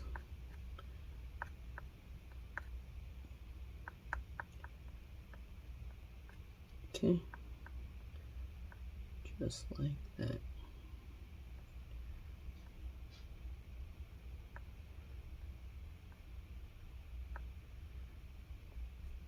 Okay. And there we go. So now we just got to get this thing all back together, and we should be good to go. All right. Oh, there's too much of this gunk everywhere. All right, let's zoom out here. So we're gonna now get the heat sinks and the fan back in. All right, let's grab that. So we got this whole heatsink fan set up. We're gonna go ahead and flip this over. Oh shoot, it's so messy. I need to clean my hands again. Give me a second. There's like not much area to grab where it's all oozed out all over the place. Okay. All right, so let's go ahead and flip the fans back over here. And we're gonna lower it into place here. That, lower this into place. Okay, get it all lined up. You do have the fan connector, be careful with that. I'm gonna actually push the fan connector in. All right, there we go, and this one as well. Then we can't forget it later. Slowly drop that, line it into place, and drop it down. Okay, so again, they have it numbered here. So let me see here. That's for E1. Okay, so they have number 1 over here. So you get this screw here, okay? And we're gonna loosely fit that, and then where's the 2 is all the way over here. So we'll get number 2 over there. Okay, and that helps line everything up. So we can tighten those guys in, 1 and 2. And then we got number 3 down over here.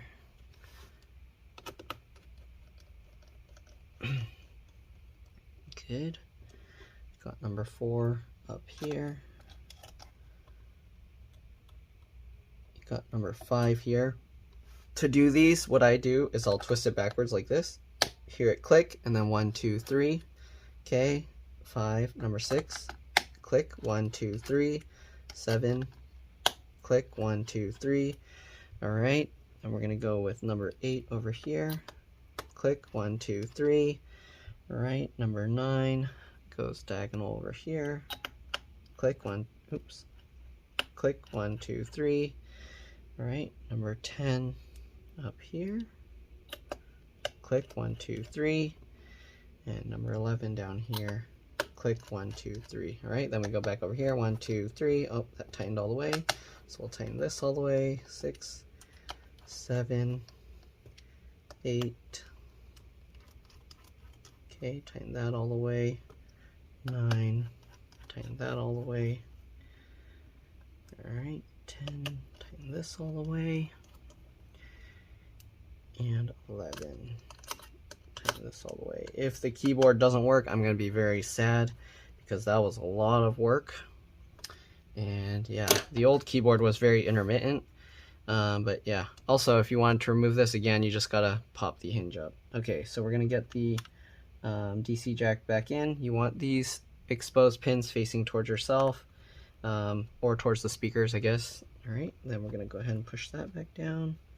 Make sure it goes in all the way, and then we're gonna go ahead and get this back down. Try and keep it as far out of the way of the fan as you can. You don't want it covering too much of the fan ventilation hole. Okay, there we go. And oh shoot, I knew I was gonna forget this piece. Dang it. Okay, I guess I'll lift everything back out because I do want to put this piece back under there. So we're gonna have to disassemble this all again. Okay, let's get this back out. And then I guess you guys will get to see the thermal paste, how well that pattern went, I guess. Okay, so let's go ahead and get this out. We're gonna get all of these out. And I might have to add a tiny bit of thermal paste again to all of this. That sucks. Can't believe it was the last thing. I hope it was just under the fan. I don't remember if I had to take the whole motherboard out to get that piece in. Hopefully it was just under the fan. Because, yeah, otherwise that's going to really suck. Okay.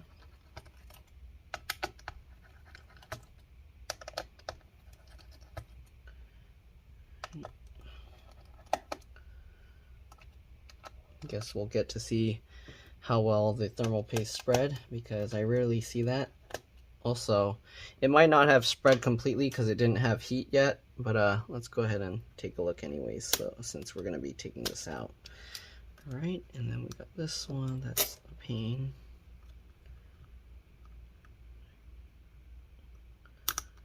Okay, there we go. And then we're going to pop this out. It shouldn't be too difficult to lift this out since it's new fresh paste. Let's go ahead and lift this up. Okay, that side went up. What about this side? Come on. Wow, that's on strong. So I guess let's go ahead and twist it a little again. Oh, it's because I put all the paste on the all the other things over here. Wow. Okay, we're gonna slowly keep pulling, and there we go. Okay, and You can see the paste almost completely covered everything. Again, if you let the heat do its thing, it would completely spread more. Wait, where did this foam pad come from? Give me a second. I'm going to watch my video and see where the foam pad came from. Is it underneath here? Dang it. I think it's under there. Okay, give me a second. I'll be back. Oh, I'm an idiot. Okay. I should have watched my video first. The foam thing is from underneath the hard drive. So let's go ahead and take the hard drive out. I took that up for nothing. I'm going to have to I guess I'll scrape out the excess thermal paste and then try and move it over in the center again so it can re-spread itself. But let's go ahead and pull this out and let's get that foam piece back in there. That was dumb. I should have checked that first. Okay, so this came from here. All right, just like that. I don't know why they have this foam thing here. Maybe for extra padding for the hard drive, but there we go. Okay, put that back in. Can't believe I did that. Now, let's get this back in, get that back down, get these two back in. But here you can see how well it's spread. There's only slight corners that are not there. And again, as it heats up, it would continue spreading out a little bit more. So that would give complete coverage. Okay, since we didn't even turn it on and heat it, it's probably okay to just put it back. But I'm gonna take the excess here, as you can see, where it's squeezed over the edges. Okay, and I'm gonna actually put that towards the center of the thing so it can spread itself again, and then that should give a bit more coverage around the edges if it missed anything. Okay, so we're gonna put that back in the center there. Kind of squeeze it back out to like a little tube shape again. Hopefully you can see. Okay, and then we can even put it further over this way since it didn't get as much on that side. But yeah, all right. This one doesn't really have much excess, but there was a little bit over the edge on this side. Okay. And oops, I placed it back on there.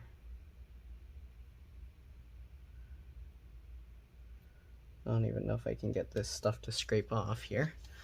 Let me try and scrape it off with something else.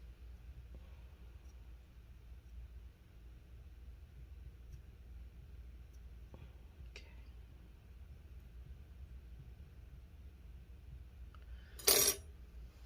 All right. Scrape that out, and then we can just put that little blob back on there.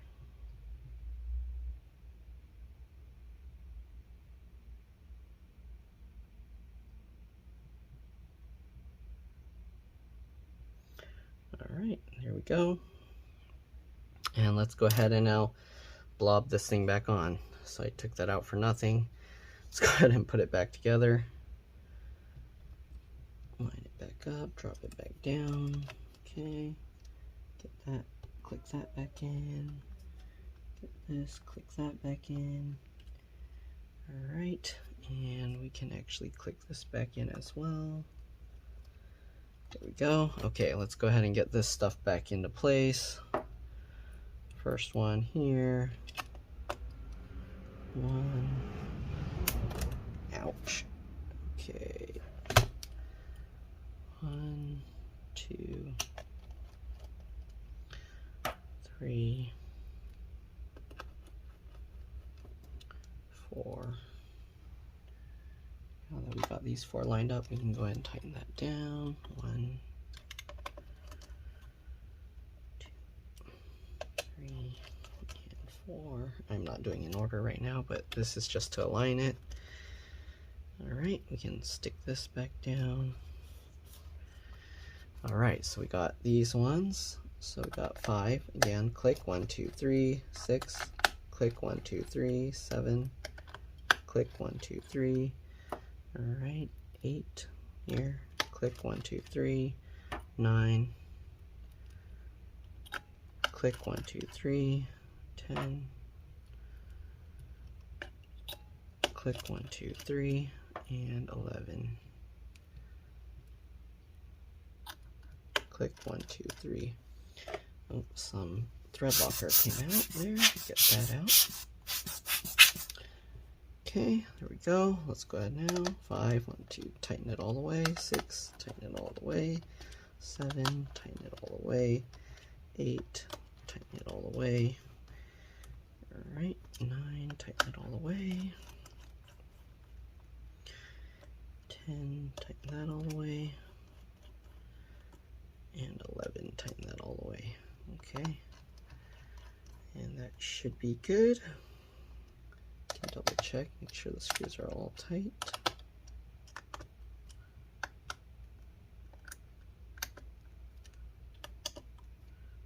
Good. Alright, check these as well. Good. And the last one hidden under here. Okay, we should be good. Now we just got to get the battery back in, and we're pretty much done with this thing. Okay, get the battery. Hopefully I didn't miss anything, especially since I took it back apart a little bit. I think we got everything in. Okay, battery goes up. Slowly swing it down. Make sure these pins and stuff line up. Drop it in. You can even push it, pinch the two together, and then we'll get that last screw to hold the battery down. Alright, now we just got to get the bottom cover on. So for the bottom cover, you want to try and get the headphone jacks in first. Alright, so usually what I do is I go at an angle like this and then line up the headphone jacks and stuff. Make sure that's in good, and then we can swing the rest over and work our way around, clicking everything into place. Gonna check over here as well. Okay, clip that in as well, and that looks good. All right, now we just got to get all these screws back, and then let's go ahead and open it up and take a look. So again, you have shorter screws towards the very back of the hinges here, and then you have longer ones right below it, so make sure you don't mix them up. Okay, go. And that's pretty much all there is to this. Hopefully this video helped you guys out. If it did, please make sure to like, subscribe, share my channel with others so that they can learn how to upgrade and repair their devices as well. And if it helped you save a bunch of money, again, please consider contributing a little to the channel. Every little bit helps and allows me to continue making these videos for a living. If you can help out that way, it helps a lot to watch a few of my other videos and then like and comment on them, because that's what the algorithm likes to see. And yeah, other than that, you're welcome to stay as I get all these screws back in, and then we're gonna flip it over and power it on. I probably should have flipped it over and powered it on first, because sometimes the RAM is loose or something, and then I have to readjust it, but I guess we'll find out. If I have to do that, I'll have to do that, but I only have 4 more screws, so might as well just, let's get them all in, and we'll see. Okay. Last few screws. I might have to plug it in. I don't know if it's charged, but we'll see. All right, and the last screw here.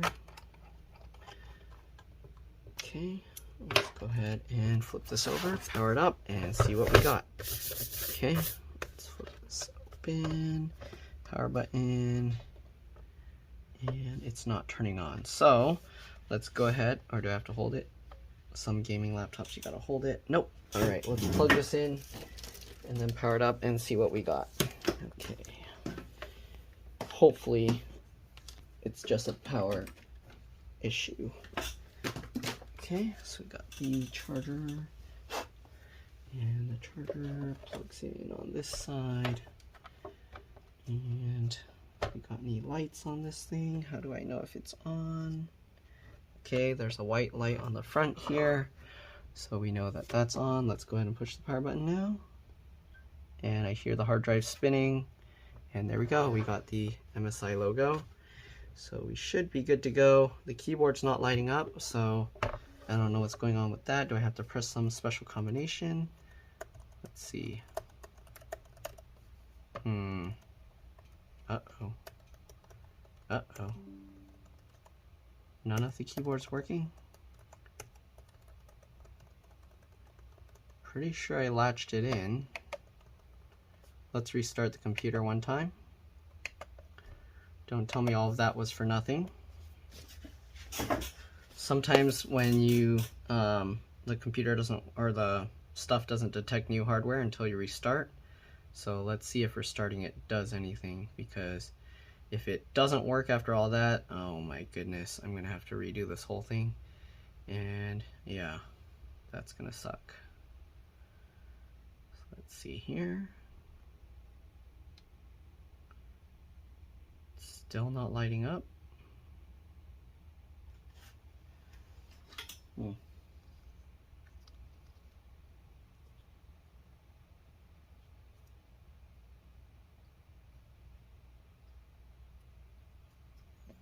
I mean, at the minimum, I would expect the keyboard to light up, so it's not even doing that, so that's really strange. Oh, okay, it does light up when I press the function key, so it's responding. Okay, it's working now. That scared me. Okay, so now if I press the function key, let me turn off the lights. You can see it lights up, so it is working. And let's see, can I adjust the brightness here? Okay. Screen brightness is working. The backlight brightness, I don't know if that's working. Okay, well, let's see. I can now take out these. I shouldn't need these in there anymore because it's already sat for several hours, and since we're not like banging on it anywhere, it's not really going to have much stress pulling it down, so we should be okay to take these out. Uh-oh, that one's going to be tough to get out. Come on, come back out. Come back out here. Use the tweezers. Uh-oh. Come out. Actually, I can just use a piece of tape to get that out. There we go. Okay. What else? Let's get this guy. Okay. Okay, I'm gonna have to check the pin again to make sure all the keys work. Since it's on pin sign in, the letters aren't gonna work, but this is a good sign. So yeah, that's pretty much it. Hopefully this video helped you guys out. If it did, again, like, subscribe, comment, share my channel with others, watch a few of my other videos, contribute to the channel, and I'll see you all in the next one. All right, let's drop this. Bye.